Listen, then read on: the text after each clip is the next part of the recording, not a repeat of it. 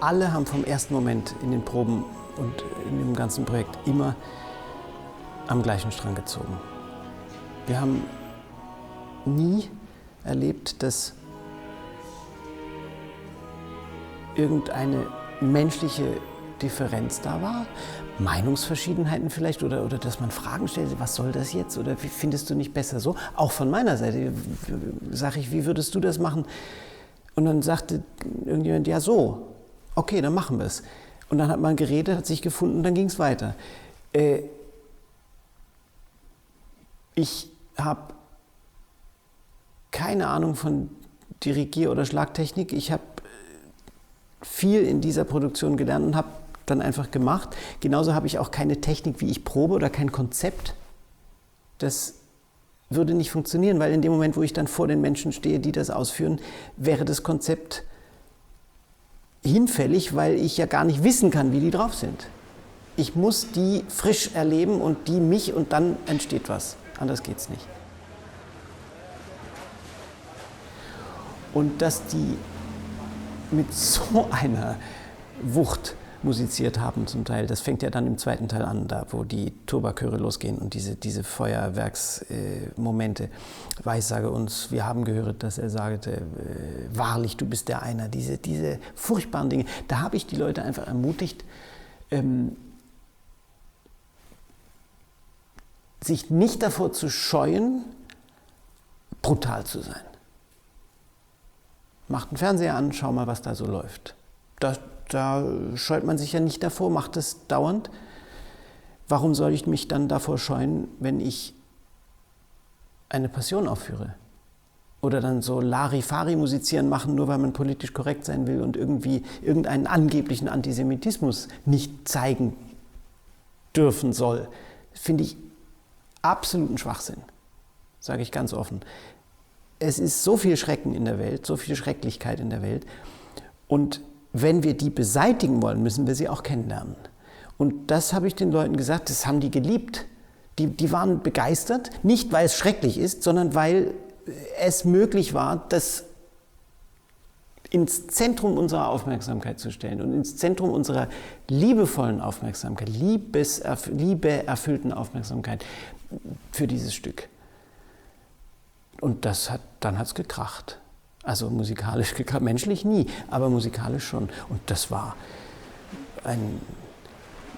ich bin nie mit einem Ferrari gefahren, also weder selbst noch mitgefahren, aber vielleicht fühlt sich das so an. Also so ein Sportwagen oder sowas oder ein Luxusauto, ein Bentley oder so, wo man alles machen kann. Die haben mir ja das größte Geschenk gemacht, das man überhaupt bekommen kann, dass ich als in dem Fall Leiter dieser Gesamtgruppe irgendwie mich musikalisch und menschlich bewegen konnte, wie ich wollte. Und alle haben wir aufeinander immer reagiert. Das ist mir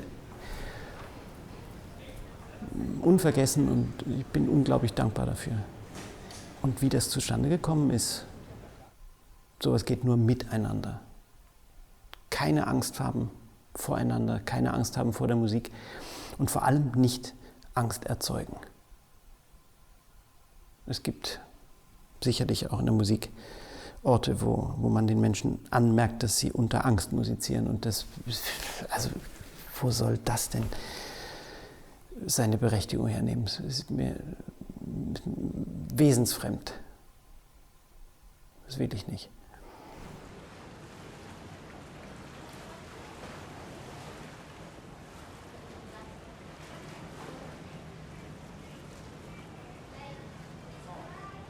Also wir haben hier so ein bisschen einen merkwürdigen Fall mit diesen zwei Evangelisten. Es ist ja so, dass in den historischen Vorlagen eigentlich, glaube ich, überall, ich weiß es nicht, ich bin historisch nicht ganz so sattelfest informiert, dass ich das jetzt mit abschließender Sicherheit sagen könnte, aber ich glaube, es gibt keine andere Passion, wo zwei Evangelisten vorgesehen sind. In meiner Partitur steht explizit drin, die Besetzung mit zwei Evangelisten ist optional. Das kann auch von einem Sänger gemacht werden. Ich wollte die beiden haben, weil ich diese beiden Sänger haben wollte. Nicht, weil ich irgendeinen Dialog haben wollte zwischen irgendwelchen Leuten, die irgendwas erzählen, sondern weil ich den Danny Johansen und den Georg Poplutz beide auf gleiche Art schätze und liebe als Menschen und Musiker. Und ich konnte mich nicht entscheiden, welchen von beiden ich engagieren soll. Dann habe ich gesagt, wir nehmen einfach beide. Ende der Geschichte. Da gibt es keine musikalischen, keine dramaturgischen und keine kompositorischen Hintergründe. Keine. Das ist einfach nur Mattes, Mark, Johansen und Poplutz. Wir nehmen die beide mit. Und dann habe ich mich hingesetzt und das eingeteilt. Nach dem Produkt, also dem Kompositionsprodukt folgend, und habe probiert, die menschlichen Eigenheiten dieser beiden Sänger, die auf mich treffen, bei mir wirken zu lassen und zu gucken, welche Stelle passt zu welchem. Und das bei jeder Stelle. Und dann habe ich ein bisschen Mathematik getrieben und habe mich hingesetzt am Schluss, wie das alles eingeteilt war, und habe Takte gezählt. Welcher hat jetzt wie viele Takte? Und dann kam raus, dass ich, glaube ich, mit 3 Takten Unterschied denen genau gleich viel gegeben hatte. Das ist Zufall. Und so war es dann. Dani Johansen ist vom Typ her für mich, wenn ich die beiden vergleiche, die Georg und Dani miteinander vergleiche, dann ist der Dani mehr der, Dani versteht das jetzt nicht falsch, der Getriebene, der Drängende, vielleicht auch Draufgängerische, also in alles in bestem Sinn, ja. Und Georg vielleicht eher der Nachdenkliche, genauso intensive, aber auf eine ganz andere Art intensive Sänger, Musiker und Mensch. Vielleicht auch ein Zweifler? Das stelle ich nicht fest, das frage ich. Das stelle ich einfach mal so in den Raum. Und ich habe schon, wie ich an die beiden gedacht habe, auch an diese Dinge gedacht. Und habe dem Georg, das gebe ich auch ganz klar hier preis, eher die Stellen gegeben, die in eine ruhigere Richtung gehen. Musikalisch in eine ruhigere Richtung, wo Dinge ein Ende nehmen oder auf einen Punkt kommen. Oft die Stellen, wo es heißt, Jesus aber sprach und Jesus sprach zu ihnen und so weiter. Das ist oft beim Georg. Und der Dani hetzt die Menge auf. Sie schrien aber und murrten über sie, solche Sachen. So die äußerlich auf den ersten Blick dramatisch scheinenden Sachen sind eher beim Dani und die sogenannt ruhigeren eher beim Georg. Das sagt nichts über irgendwelche inneren Zustände bei den beiden aus. Das ist einfach mein Gefühl zu diesen beiden, das ich hatte in dem Moment, wo ich das vorbereitet habe. Ich habe ja eine Mail-Konversation mit den beiden angefangen, bevor überhaupt eine Einteilung stattgefunden hatte. Erstmal waren sie beide Feuer und Flamme dafür, das miteinander zu machen. Das ist überhaupt nicht selbstverständlich. Also 2 Präsidenten mit der Aufgabe zu betrauen, ein Land gemeinsam zu führen, das ist nicht so leicht. Und das haben die gemacht. Und es sind 2 Präsidenten. Und 2 gleich großartige Präsidenten, aber 2 sehr verschiedene Präsidenten. Die haben das also nicht geschluckt, sondern gelebt. Und dann kam der Moment der Einteilung, haben die Einteilung bekommen. Und die haben das nicht nur vorbehaltlos akzeptiert, sondern hatten mir schon davor gesagt, mach du bitte, wir machen das so. Wir sind damit einverstanden. Ändern, anpassen, umstellen können wir immer noch.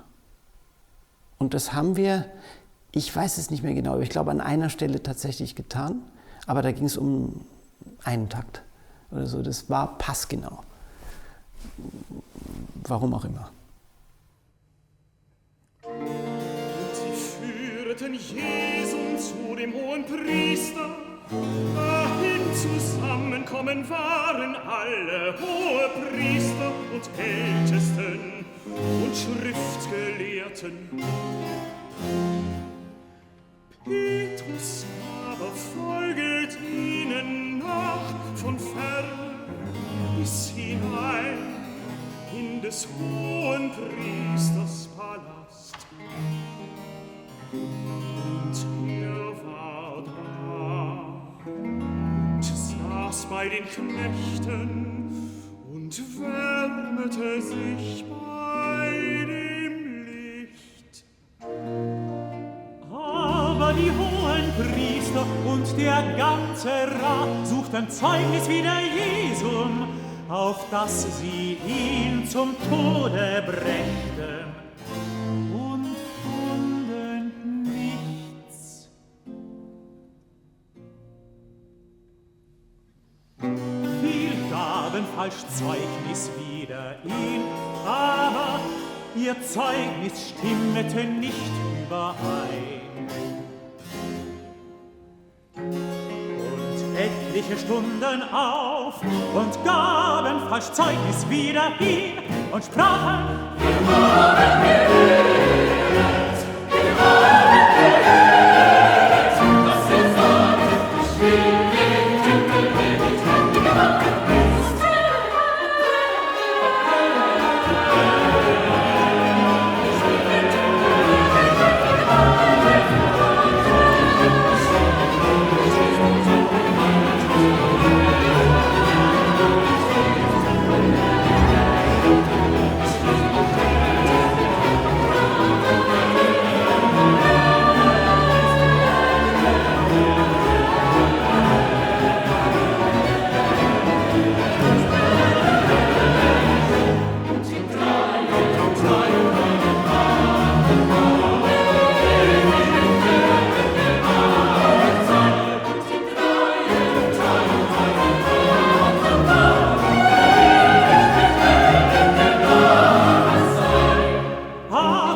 Zeugnis stimmte noch nicht überein.